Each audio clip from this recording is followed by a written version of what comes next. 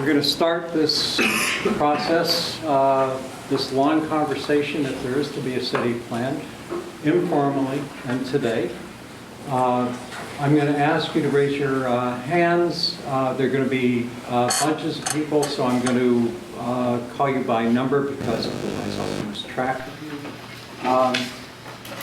And before we do start, I want to, I see Councilor Adrian Carr in the audience. Thank you very much for joining us. Congratulations on your re-election. And I want to acknowledge your presence today. Thank you.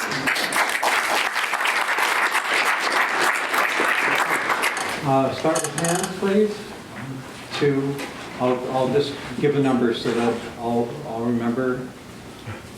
Yeah. This is one over here. 3, 4. Okay. Please.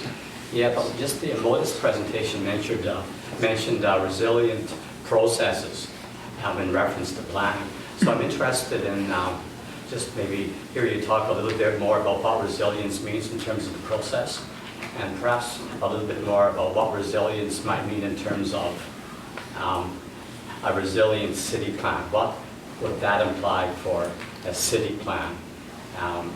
Perhaps in the context of like a post-disaster kind of scenario.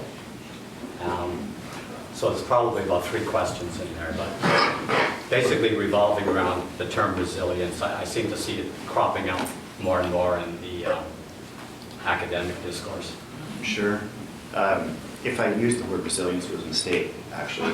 I find it to be a painful term in many ways. But that aside, I think the key issue for plans is that balance between certainty and flexibility, and especially with a community-wide plan done at most every 10 years, and more often every 15 to 20, and the city plan it would be at least 20.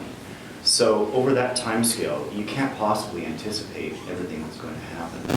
I think an interesting thing that plans can sometimes do is actually build explicitly adaptable policy into them. So they can say, look, if these conditions are in place, our policy will be this. If these conditions are in place, our policy will be this. So that you can explore during the planning process different scenarios for what might come at you and build policies that can fit within either of those. The other thing you can obviously do is things like a climate adaptation plan, where you actually look quite carefully at what's likely to come at you and identify specific ways that you can adapt and mitigate the risks that you can identify through those. So both of those, I think, address that question. Fine. Who's number 2, please? Yes? What happens, as in the case of the City of North Vancouver, when you've done all the engagement, the staff has done all the work, and you ultimately don't get the backing of your city council? Do you go back to the drawing board? This is directed to you, Patrick. Will you be involved in that? A couple things to say. One, yeah, you absolutely have to have council's backing, both to initiate the process, which in the City of North Vancouver they did. An enduring staff. Richard White was there and had been for 15 to 20 years and had the political capacity to understand what the value of this was and how it supported the discussions at the council level. So it worked in their interest to give credence and to visualize what they've been trying to articulate in the absence of pictures. And if you look at the track record of the existing council in the City of North Vancouver, they've done pretty well. Their recent election was not without debates about high rises and density and so forth, but they survived, and that 100-year plan has become the basis for 2 different official community plan updates now. And pertinent to what Peter was just saying, that was a 50-year plan, and nobody expects it to be followed 50 years from now. But what I argue is it tells you what to do Monday. It gives a 50-year plan is really good at telling you what you ought to do Monday. Should I widen that sidewalk? Or what about this project? How does this relate to a long-term vision? Of course, it's going to change significantly, and you could do a 50-year plan every 10 years if you wanted to. But I think, particularly in our time, where we're all trying to create a sustainable city for our kids, and that takes 50 years to execute because cities change so slowly. That's the real value of it. In response to your question about the role of the politician, when I go elsewhere in the world, because a lot of people are interested in how did Vancouver turn from what it was in the 50s and 60s, which I would say was an unspectacular city in a spectacular setting. And then 30, 40 years later, we're suddenly one of the most livable cities in the world. And I always start off by saying the whole process started and was carried because city councils over the years had visions and wanted to see those visions happen and engage the community in many of those visions. And so I always start, if you don't have the political support to start, why even start your planning process? I was part of a planning process called the Vancouver Plan in about the late 1980s. And it was when staff really felt we needed a citywide plan. And the council kind of said, yawn, go ahead. And we did it. It was received by council. Council said, yawn. And it went on the shelf. It wasn't until later that council got so frustrated by what was happening in every time staff and council proposed a new development that it was getting opposition, that then council said, and I still remember Gordon Campbell taking his shoe off, banging it on the desk and saying, let the public walk in our shoes. And so to me, it's the public engagement, and to the question about resiliency, we can't anticipate everything that's going to happen, but if you have a very knowledgeable, engaged public, when some major issue happens, you've got the ideas of a whole community to call on. That was number 3? Yeah. Is that correct? 4, and then... Number 3. Sorry, number 2, number 3 then. Yes. I'm interested in that public engagement process and how a large citywide plan would, how different neighborhoods would interact with each other. One of the things we've seen with the Grandview Woodland local area plan right now is that some of the objections that came up from residents was, okay, if I'm being asked to take on more density, am I being asked to take on more than my share versus other neighborhoods? And another issue that has come up is the issue of we don't have as many parks as other neighborhoods. This is, again, an inter-neighborhood equity issue. So I can see how a large citywide plan would help with that, because then you could help to map out, who's getting what density and that issue of fairness. But on the other hand, I look at the plan that just went through in the downtown east side and how that put the brakes on development to a certain extent and put a lot of emphasis on not having displacement. And I wonder if the entire city was doing a plan at the same time, if the emphasis on the needs of people in local communities, especially that didn't have political capital, would be less. And if a group like the Downtown East Side or other groups that didn't have as much political influence would get railroaded by the aspirations of other parts of the city that displace misery or undesirable things towards those areas that can't resist them. So I'm just interested in that inter-neighborhood dynamics and even how you would go about the public participation to create a healthy process. Maybe one day I can give a talk on CityPlan.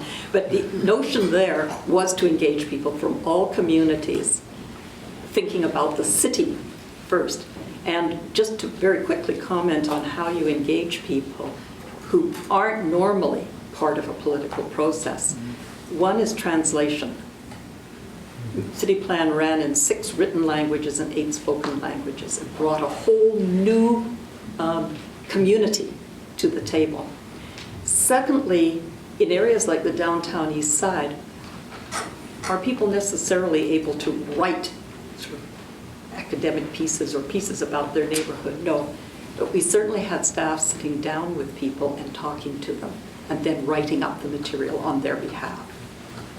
I think that you need the broad citywide discussion to set a context. And this is one of the things I wonder about some of the plans now that seem to be just happening. But are they going to be taking their share? And just as an example of how you look at the take share idea, during the city plan visions process, a neighborhood would be doing a plan using the broad context that had been approved through CityPlan. and the neighborhood would be very engaged. But we also had a group called the City Perspectives Panel. Anybody ever heard of the City Perspectives Panel? They were a group of people from other neighborhoods around where that plan was being done. And they were invited by council to watch what was happening in that neighborhood. And if that neighborhood was busy saying, well, everybody else can take more density, but not us. Everyone else can take recycling center, but not us. Those citizens from other neighborhoods were there to say, excuse me, if you don't take a share, what happens in our neighborhood? So I think neighbor to neighbor can also be part of a process to make sure that the issues and interests of all are involved, not just each neighborhood on its own time. And I'll add one thing to that.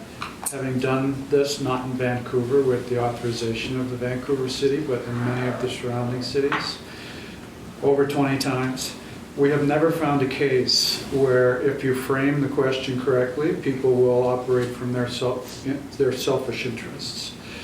It's a matter of setting the goal. What kind of city do you want? Where do you want your kids to live? Do you want them safe? Do you want it to be affordable? Do you want, ways to get around other than the car? Do you want natural resources protected? The answer to that is always yes, yes, yes. Because, people really are the same on that one. It's when we get mired down in the muck of, well, I don't want that next door to me, or as you say, this neighborhood's not taking its share, that it goes off the rails. So my experience, which I'd share with the people in this room, is I think CityPlan did this, except they didn't come up with a plan at the end of it for the whole city as a map.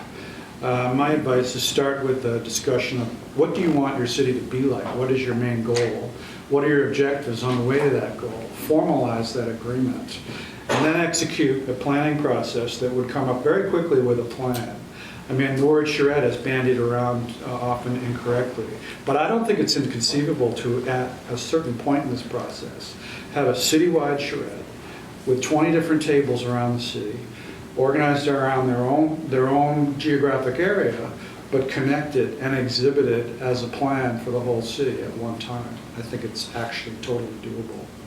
The only caution I would have, and a number of years ago, the Vancouver City Planning Commission, who are hosting today, did something called the Goals for Vancouver.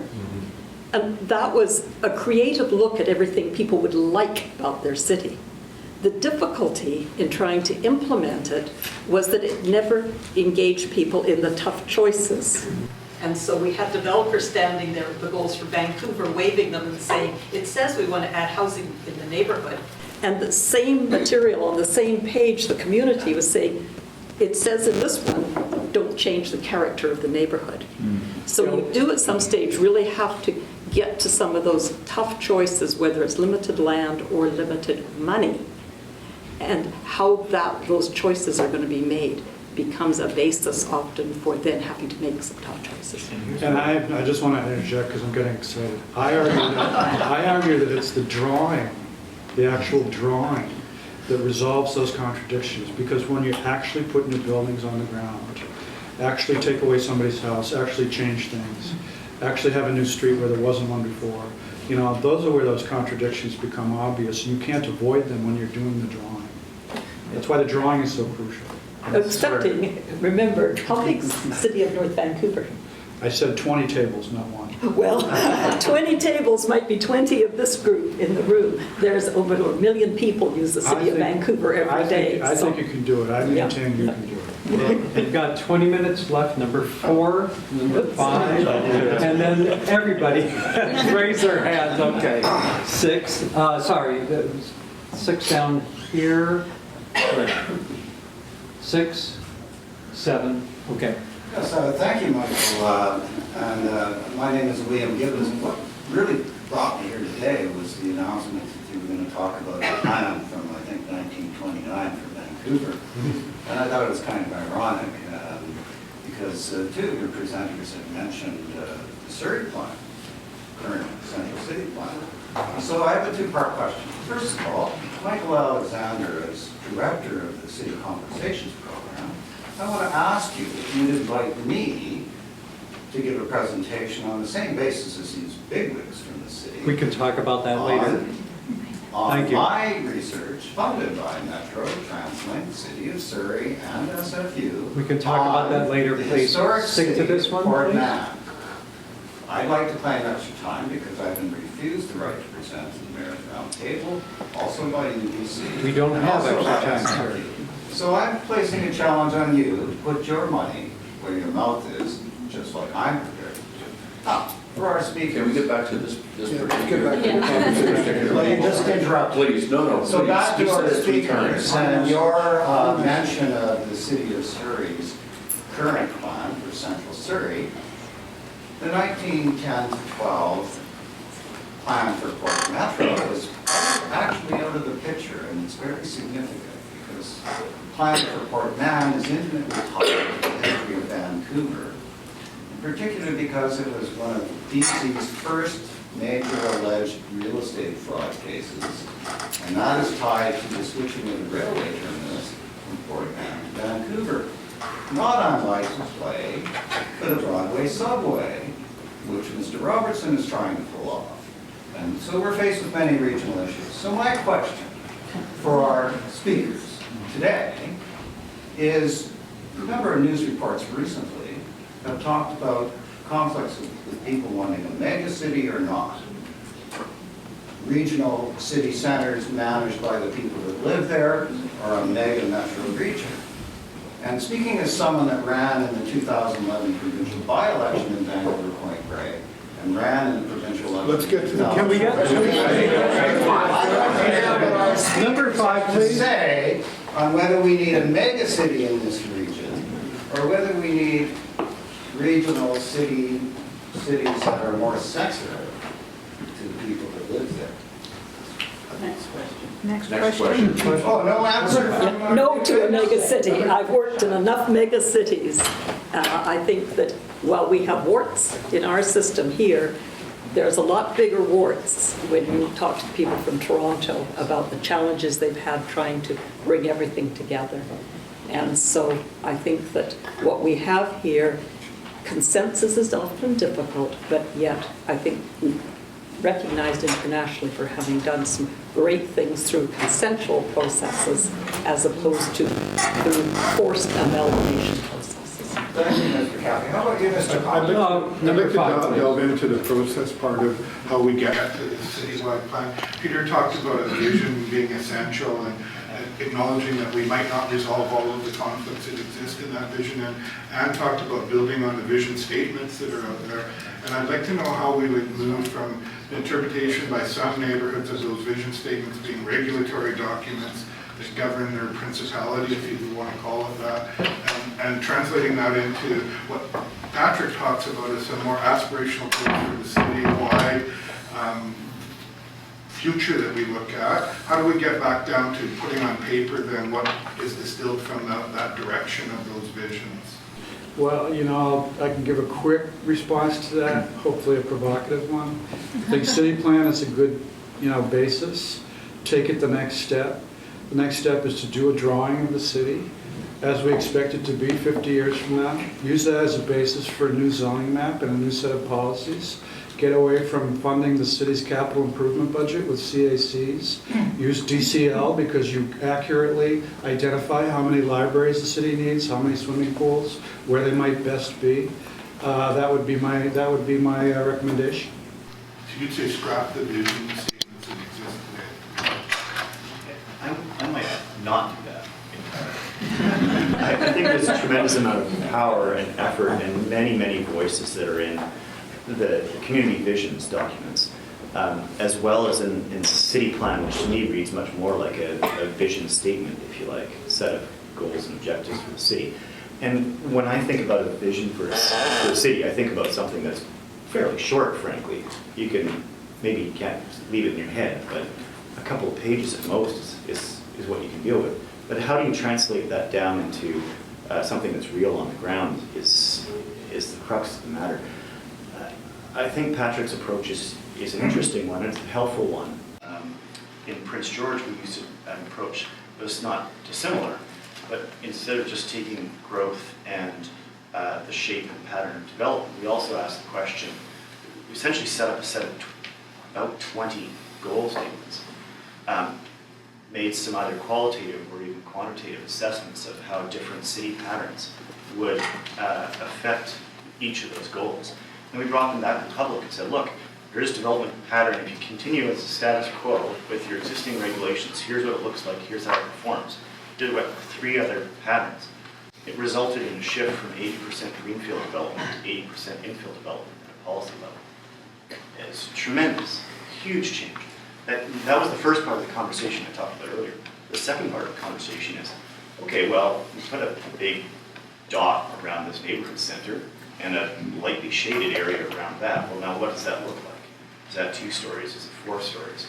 Is it a strip mall right now? Well, how are we actually going to get a strip mall to shift to another type of development? If it's successful, it's going to be 6 or 8 stories, maybe, depending on land value. So how do you then have that conversation and bring in some of those real considerations to the community and say, look, it would be really nice to replace a strip mall with a 2-story apartment building and a couple of retail stores, but it's not going to work. So what will work? Well, here's 3 or 4 forms that will work. Let's have that conversation with the real information in front of us and give people an understanding of those trade-offs and help the community walk through those difficult choices, illustrated in ways that they understand. I'd certainly focus on the piece of the community visions which physically identified where a neighborhood center was going to be. And then, much like in Knight and Kingsway, go in and work with the community using, as I mentioned, a menu of existing schedules. It took quite a while, it took about 14 months to do Knight and Kingsway, and a lot of that was inventing new zoning schedules which would fit into the community. Most of those schedules are there now. We can see what they look like when they're built because building's happening. I would take that menu of schedules, I would locate it where basically the community said they wanted to see the centers, and then work on exactly what the zoning's going to be and get the zoning in place. I think we actually, in retrospect, spent too long on the broad community vision and too little time getting it drilled down to the next level, which is the zoning level. Yeah, I think we agree on that. But I would just say that don't start from scratch. I would be going out and saying to the community, you know, you have had these discussions in the past, you've had these areas that you're thinking might be your community center. We'd like to see it happen. Let me give you a good example if you pretend the past never happened. We saw what happened on Point Grey Road. You know something, if you look back, an urban landscape task force in the early 1990s did a greenways map for the city. And part of that greenway was going along Point Grey Road. If I was council, might have said, you know, the community was really supportive of the greenways map, a greenways plan. We now have the funding to proceed with the piece that was going to go along the waterfront there. We're going to move on that, as opposed to pretending it came from nowhere and it was the personal invention. And so I think that in many cases, if you can engage people from the past and bring them into the future, better than pretending nothing happened. Dunbar is a little tougher to do. Dunbar is the toughest. Number 6.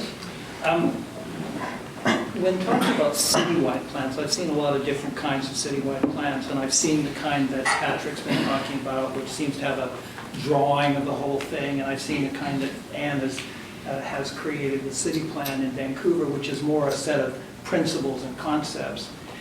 And in both of those, what troubles me is that they seem to be obsolete almost as soon as they're published.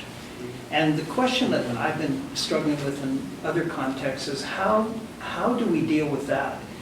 And recently I've come upon a thought with some other people's thinking, not mine, that seems to maybe be a way to do this, and I would like to ask the panelists to comment on it. And that is, rather than publish a plan, a citywide plan, which I think should be more like Anne suggested and less like Patrick suggested, it should be more conceptual.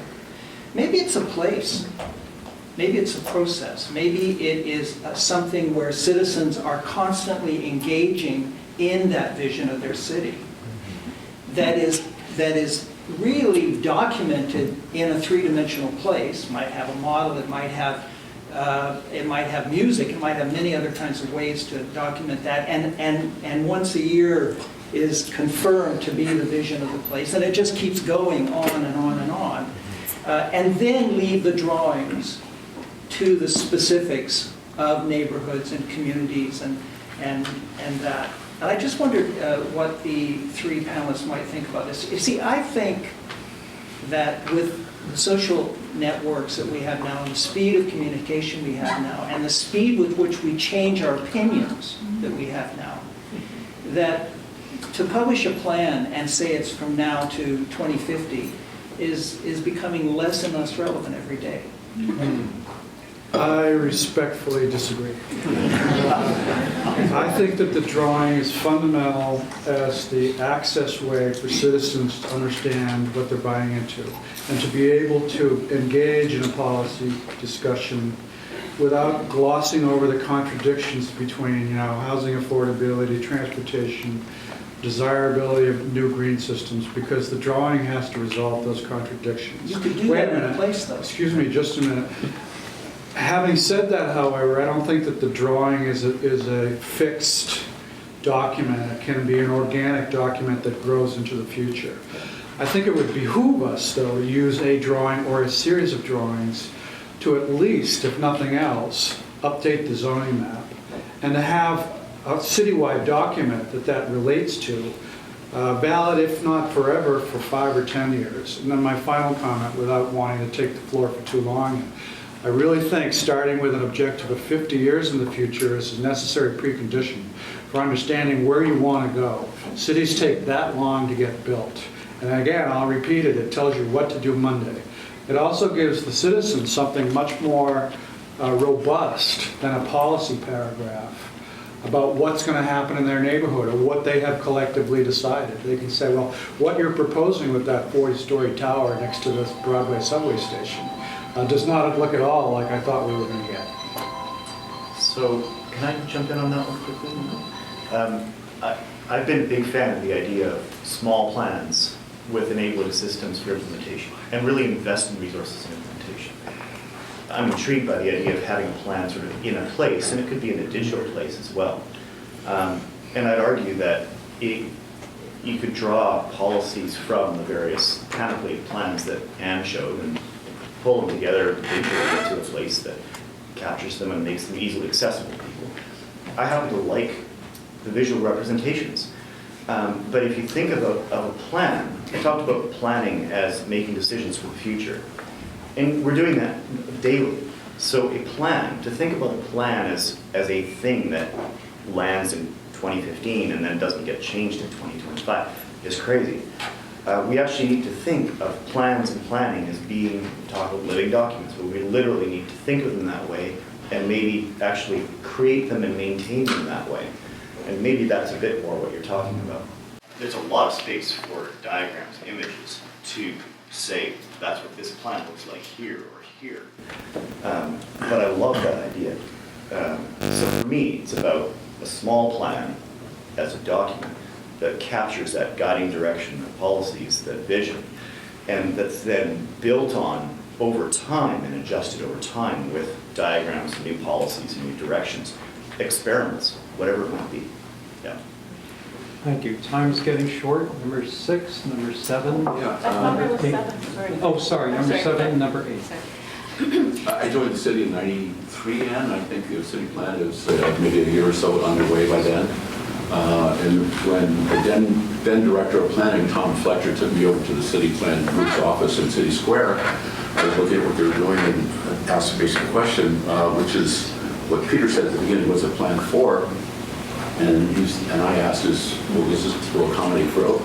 And the then senior planner involved with that said, no, it's not about growth. I couldn't conceptualize planning for the future that didn't accommodate that. And his answer was, it's about change, whatever that is, the maturing of neighborhoods, the turnover, the change of one group of generations for another, I guess, but not necessarily to accommodate more people, which is a sort of a shocking thing in today's light, where we know we have to accommodate more people. So one of the values I see for a citywide plan is that it's a structuring document. And I use the district of North Van, which has a very simple diagram of the nodes and corridors. You know where the town centers and village centers are. It didn't obviate or eliminate the need for 2 more years in each one of those centers to go through landing it on the ground. And Patrick was involved in one in Valley. But all that work was probably circa 2007. We're just now implementing with our first developments 7 years later. So you still need to drill down, but that diagram is understood by everybody in the community. They know where the centers are, they know the boundaries of those centers. They know, generally speaking, what can go on there, and there's even a number attached to how many people or how many units could be accommodated there. So I think some kind of conceptual notion with numbers as well as imagery, and a diagrammatic thing, which may be Peter's very short plan embellished with enough document, hill versus high and what the land uses, is sort of an interesting tool. As long as you can maintain that notion. We don't have that in the city of Vancouver. We don't have an overall armature for how centers can grow. We don't have a hierarchy of centers. It was capacity-driven city, not how demand is accommodated. And the only Got 3 minutes. The only thing I would add to that is that I also worry about what the priorities were for community services. Because my impression has always been that if people have change and more density, they'd like to see something in return. Number 7, thank you. Hi. I'd like to just follow up on one of the earlier questions. This question is directed at Patrick. In terms of social resiliency, because what we are talking about is livability in a plan, what role do you think the public realm and urban design play in terms of social resiliency in a time of climate change and perhaps peak oil? Well, in a minute and a half left. You want to try to get one more question, catch a question there? No, I mean, I don't know. I mean, I'm an urban designer, or I call myself, I'm leading that group, so I think it's important. I think the drawing is a way to resolve some of those issues at the same time you're dealing with affordability, transportation. I think it's in the drawing. I wanted to pick up on what Larry said, because I was thinking the same thing. As a city planner who's done a lot of city plans, including the most recent City of North Vancouver OCP, which benefited greatly from Patrick's work and the work of DCS and the idea of the 100-year plan, I started to think, why do we fixate on the plan? Recognize that we're constantly planning, we're constantly making decision-making, and how do we set up a framework in the city so that we're constant, we can have these conversations, and maybe they're smaller in scale on some issues, bigger in scale on bigger issues that do require investments and big pictures. And maybe as much as I do believe that shredding and drawing has to be part of the process, can we get off the form of development question to the model of development and questions of how we develop and what kind of relationships are involved between communities and the city and other stakeholders as we move forward. My question is, do we really need a plan? And my answer is yes. And I want to go back to Frank's comment that we don't even have a diagram for the city. We don't have a diagram, official diagram. Though. Not really. Do. Yeah. Not in the regional context statement, you call that a diagram? I mean, that's not really a diagram.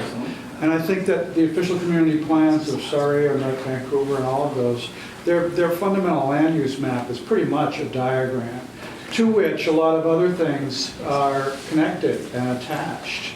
And again, it's my feeling, strongly felt and strongly delivered, that we don't have that. And we need that. Okay. It's 1:30. I'm sorry, we don't have time for more questions. Thanks to the Vancouver City Planning Commission. If you want to follow more information on this, go to this website. Go to this website, and there is lots of well-organized information. One moment, please. One moment, please. First of all, we want to thank our presenters.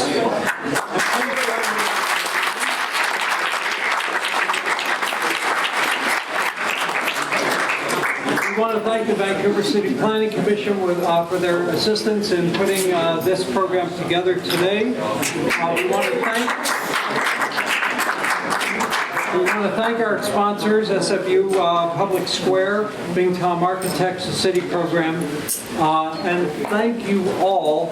Our next conversation This is our last conversation for 2014. We're going to take a break in December because nobody will show up in December, and we're going to take a break for the first Thursday in January, because that's January 1st, and I don't think you want to be here on New Year's Day.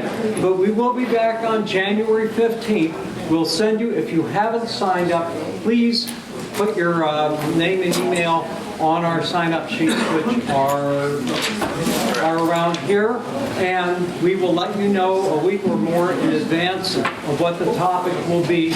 You are all invited to this public event. Thank you all for coming, and thank you for helping to make this our most successful city conversation.